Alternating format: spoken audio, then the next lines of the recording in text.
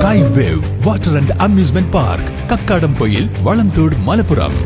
നിലമ്പൂർ നഗരസഭയിൽ മുന്നണികളുടെ സ്ഥാനാർത്ഥി പ്രഖ്യാപനം വൈകുന്നു. ഏതാനും സീറ്റുകളിലെ സ്ഥാനാർത്ഥികളെ സംബന്ധിച്ചുള്ള രൂക്ഷമായ തർക്കമാണ് മുന്നണികളെ വലയ്ക്കുന്നത്.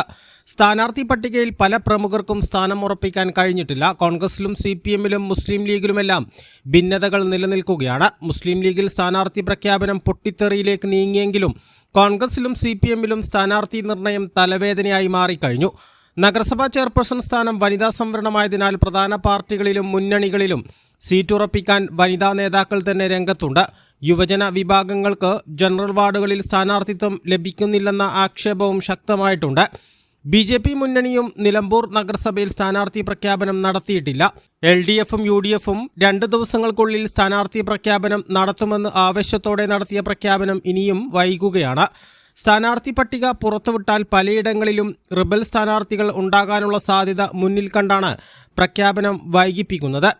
നിലമ്പൂർ നഗരസഭയിലെ സ്ഥാനാർത്ഥി നിർണയമെന്ന കീറാമുട്ടി മറികടക്കാനുള്ള തീവ്ര ശ്രമത്തിലാണ് മുന്നണികൾ ഇപ്പോൾ ഉള്ളത്. A+ vision, Nilambur.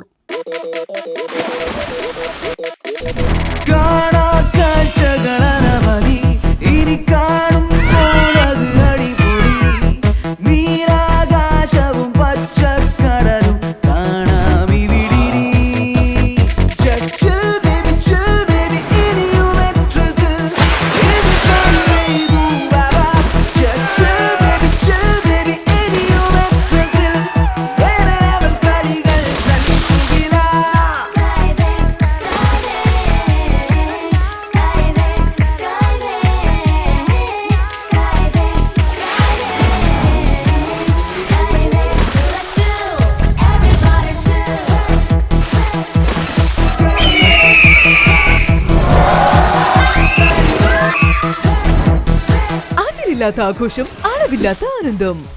Sky wave amusement park, Kakkadampoyil, Malappuram.